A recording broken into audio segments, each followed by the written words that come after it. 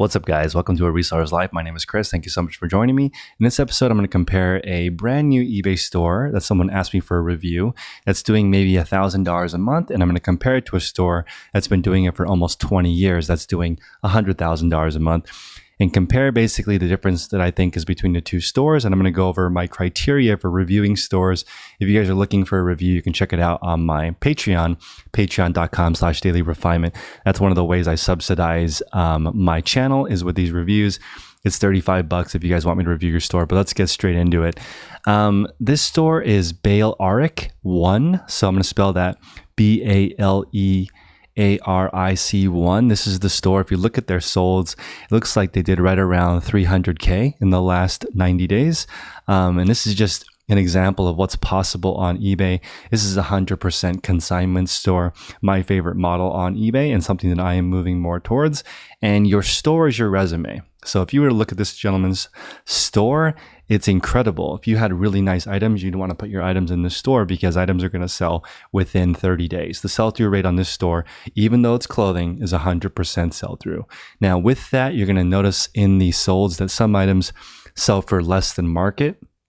And historically on eBay, from eBay Open, I learned that an auction will sell for about 86% or lower of what it would sell for fixed price. But the benefit is you can get your cash flow immediately versus waiting to get your money back sometime in the future, right? So you can set it up for a 10-day or 7-day auction.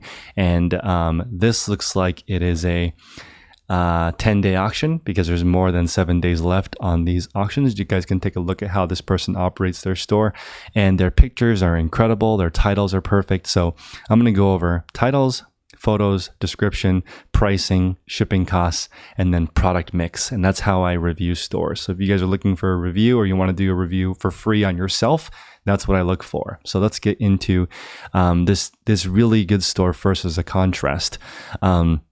So you can see here they have 1,128 items for sale.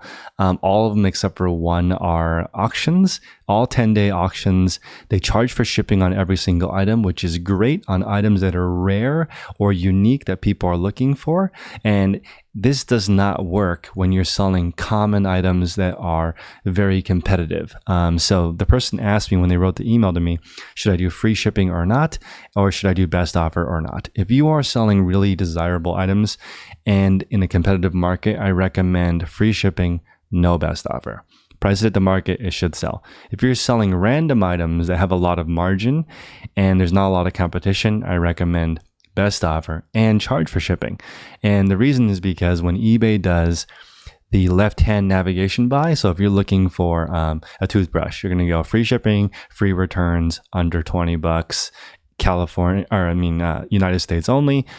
Click buy. That's how you would shop when you're looking for something like that, because there's a million toothbrushes for sale. So you're just looking for the best deal with free shipping. If you're looking for a rare Game of Thrones toothbrush, you're not going to shop like that. You're going to type in Game of Thrones toothbrush, and then you're going to look at all of them and pick the one that you like. So that would be less sensitive to stuff like this. That's the answer. You can see this person charges a lot for shipping, $15 for a jacket and $6.50 for smaller items, $7.50. So basically they're charging about 25 cents to 50 cents over the cost of the item. For shipping, they're making about 50 cents to $1 in handling, which I think is totally reasonable, especially on these rare items. This person is clearly a seasoned picker, and they're paying the extra 50 cents or $1 to make their listing pop. They have the subtitle. Now, I don't recommend subtitle if you're selling kind of junky items or lower popularity, because you need every single penny when you're selling junky items. When you're selling really high-end items or rare, unique, you want to make your listing stand out. Clothing historically has a horrible sell-through rate. It's like 5% or lower. And in this store that was sent a review, it has a 6% sell-through rate. And the way that I calculated that is, if you look at the solds, it shows 78 items sold. And if you divide that by 3 months, that's 26 items sold with 420 items available. Compare that to this incredible store. It has 100% sell through, but again, it's based 100% on auctions. That's why it does that. Items to sell through basically every 10 days, and then probably 10% of those people don't pay, because that's how eBay works. People can bid but not actually pay, so they're probably relisting some of those items, but still shows up in their sold listings when that happens. So we have to kind of give them a little. We have to be conservative in our estimates, but I would be surprised if this store does less than 100,000 per month. Okay, so now let's get into the average sell price. I would say that it's probably around $20 for this smaller store, which is very normal. I want to point out something really important. A lot of drop shipping companies are talking to me because they're trying to create software to bridge the gap between legitimate manufacturers and eBay sellers, because one of the bigger problems, and was brought up by this lady, is she lives in an area where they don't have very good inventory locally.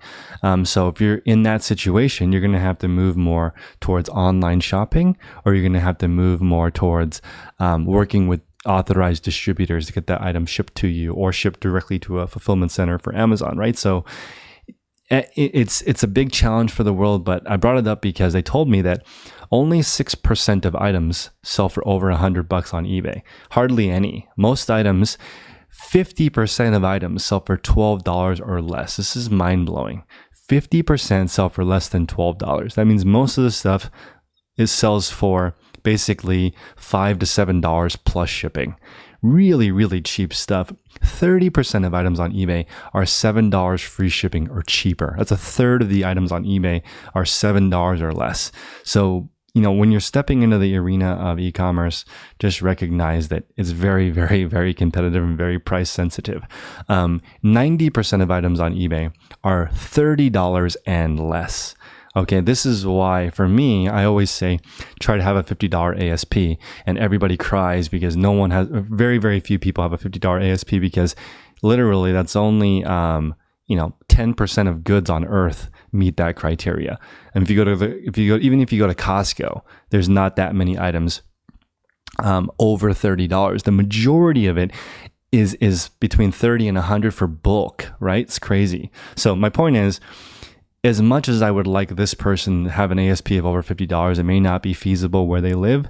So maybe more realistic advice is you need around 1,000 to 2,000 items listed of the same type of stuff. And you're going to have to slowly weed out the stuff that doesn't sell very well. And the way I want you to look at this is, if you went to a garage sale of a random person's house, they would have what you're selling, which is mainly like a little bit of dishware, some random clothing, some furniture, a few different home goods, right? This is exactly what you would find at a garage sale. So in a garage sale has horrible sell-through rate. They only sell specific items that people in that neighborhood are looking for. It's very difficult. Unless you price your items at $1, you're not going to move your stuff. And this is what this store looks like to me. It's perfectly fine. This is how everyone should get started. When I look at these items, I think that you're really focusing on what you can find near you, which is like shoes or clothing. This is priced high, in my opinion. I would say that if I was selling this type of clothing, I would be in the $5 to $10 plus shipping range, which is maybe difficult to swallow. But in the note that she wrote to me, some of the items have been in the store for a year or longer, and I think that's really purely about price. She's maybe pricing items at what she would double or triple her money at instead of the market. Again, I'm not in Canada, so I'm not familiar with these brands, but just based on the fact that they're not selling, I would guess that I would lower all these items to $12 to $15 free shipping and just get rid of them and start over with categories that people want. Like if you have a garage sale with a video game system, most of the time the video game system will sell even at market, just because of how popular it is. And most people don't want to hear that, but that's just the ugly truth of eBay. The best types of items sell really quickly and at less margin. I would pay $30 at a garage sale for something that sells for $60 and just make $10 on it, because I know it's going to sell quick, instead of buying something for $1 that may never sell. Okay, another question is, they have a plug on a replenishable, but it's a bit heavy. Now, my recommendation for that is, if it's heavy, I would definitely not do it. It's too hard, in a sense that I wouldn't sell it on eBay. I would do local. I would do Facebook Marketplace, OfferUp. I think there's Kijiji in Canada. That might be Australia. But I would not do it on eBay because of the fees and shipping. And if you get a return, that's going to kill your margin. So keep looking for replenishables. It's not easy, but that's okay. Okay. It's going to take a while to slowly build it up. You're going to have to know somebody. And I hate this answer, but you need to become friends with someone who owns a brick and mortar, because people who have wholesale connections don't want to work with you in your garage. They want to work with a store. One of the largest sellers on eBay is a company called PharmaPacks. And they have a YouTube channel that no one cares about, because the first thing he says is, I opened up a store, and then like 99% of people unsubscribe because they don't want to do that. But that's really what happens. You open up a store and you can just call companies, and if you know what you're doing, they will send you stuff to sell. So as unpopular as that is, I recommend you try to meet some brick and mortar people near you and try to network with them and see if they'll give you some goods, and maybe you can help them out with something. Next question is, should I diversify on the Etsy? I don't think so currently. Let's try to get your eBay sales to at least $100 a day. Not necessarily net, but let's get the $3,000 in sales first before you diversify. You need to focus on getting this eBay store up. You're at a great start, 420 items. The photos look great. The only thing that I would do is I would lower your shipping, or just offer free shipping to get rid of this stuff, this clothing that's been in your store for over a year. Let's just get rid of it. It's taking up space, and more importantly, it's taking up mental capacity that you could be using to look for good items. There's this ridiculous saying that says you need to list every day. No, that's not true. You don't need to list every day. That's preventing you from being able to specialize. If you want to specialize in a niche, you need to have time to learn it. And if you're listing every day, listing is hard. So if you use all your mental brain on listing, you're not going to have energy to learn how to sell cameras or learn how to sell bikes, because you're going to be out of mental real estate. And unfortunately, it's easier to sell what's popular, not just what's random. So please conserve your energy. Do not list every single day. If you're going to list, do like I recommend and do 4 times a day, and spend the other days learning something that sells faster and quicker. So right now, I would say if you can get the $40,000 worth of stuff listed, you'll be at your $2,400 a month in sales. That's roughly 2,000 items at $20. So I would like you to have 1,000 items that are $40. Spend your time learning a niche. Take your time. And you need to learn how to buy stuff online. That's really the key. If you are in the situation where you don't live somewhere near, you're going to have to learn about drop shipping, not necessarily drop shipping like Walmart or whatever, Home Depot to eBay, but like looking for sources around you, looking for people who have a wholesale connection, help them sell. Maybe you can't do it. That's okay. But somebody else has this connection. So titles, your photos look great. Your description looks great. Let's click into it and just take a look. This is perfect because you're offering the measurements. I would include maybe 1 sentence on the condition of the item, but your photos look fine, and your pricing looks fine. Again, but the pricing is too high, but that's probably because I'm in the States. Maybe you have a higher charge to people in the United States. But again, that's like difficult in the super competitive market of a Ralph Lauren polo shirt. There's probably 1,000 of these. I'm just going to look real quick. She's asking $15 for this Ralph Lauren polo shirt. I'm just curious how many of these are on eBay. So there's 1,692 of these available. And let's see. I'm going to price search this for $15. Here we go, $15. So there are 434 shirts that are under $15 in this polo, and that is insane. Okay, so not only are you not going to make very much money if you sell this, but you're competing against 433 other shirts. So that's not where I would be. And that's why clothing is so challenging, and that's why you would really need to price this at like $10 free shipping or $12 free shipping if you want it to move quick. Of course, if you're not worried about selling things quickly, then of course just wait. Have a massive 1,000 item store, thousands and thousands of items. But I'm trying to give you guys practical advice for knocking this out. Okay, so actionable steps. I would get rid of all kids items. I looked at your store. Kids items are not going to sell very fast and not for very much money. You're better off not listing this stuff and just learning a niche online, whether it be coins or electronics or shoes or something that sells quickly. And the final thought is you need to think about consignment. Consignment is huge. Okay, there's a reason why this store is 100% consignment, because it's so difficult to find goods. They're connecting with people, connecting with networks, going online to different forums and saying, okay, you guys have expensive stuff.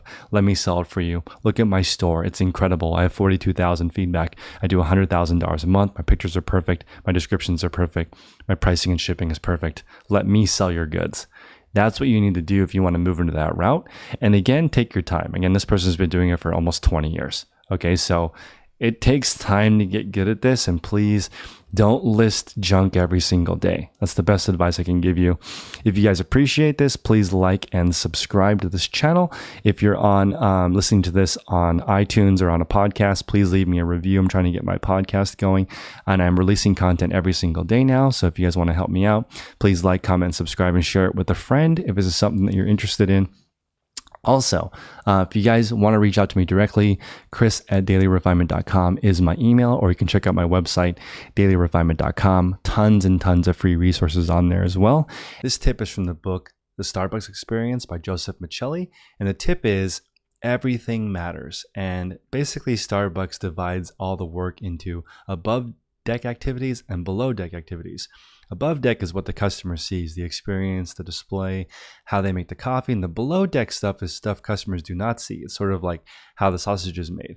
Now, Starbucks, they emphasize making those tasks just as clean and just as standardized as the above deck stuff. And I really, really like this concept. So everything you do matters. Everything affects everything. The way you do things is the way you do everything. I think that's really important. There's so many things that reselling related that are not seen by the customer. Really, the only thing the customer sees is the packaging and the listing. Right, but there's a lot that goes into it. When you're looking for these products, the better you bundle them, the more the work you put back, the more work you put into making the listing pop and clean and the experience clean. All that stuff is unseen, really. It's stuff that you would be writing down and organizing behind the scenes. So I really like this concept because the attention to detail in your accounting is going to affect really your customer experience in the end. So everything relates to everything. You should be keeping a standard operating procedure manual for your entire business from start to finish. And it just really allows you to clear up your mind. And for me, every time I make these little improvements, just my whole world clears up, and it's just like it's also a badge of honor each time I make a new improvement. That's why I actually journal my improvements. I like to write down things that I've improved so I can kind of get an idea of how far I've come from the beginning. If you guys have been watching this channel for a while, the difference between my first few episodes and now is totally ridiculous. The difference between my first store, where everything was the pictures were all taken on the ground, until now when everything is done in sort of a sterile photography environment, very different, right? And just slowly improving. And a lot of the stuff that I do in the back end is not seen by you guys. It's also not seen by my end customer, but all of that stuff does matter. So if you guys want to help out my channel, this episode is sponsored by Audible. You guys can check out the link in the description below to get the book on Amazon. It helps me out with a small affiliate commission. Or you can try the Audible trial for free. If you haven't signed up for Amazon Audible before, you can download the book and listen to it. And if you end up liking the service, you can keep the book. If you don't like the service, you can still keep the book for free, and it really helps out this channel. So I appreciate you guys. Like, comment, and subscribe, and I'll see you guys on the next episode. Take care. Love life, live it like we appreciate it. Think smart, drink smarter, play hard, work harder.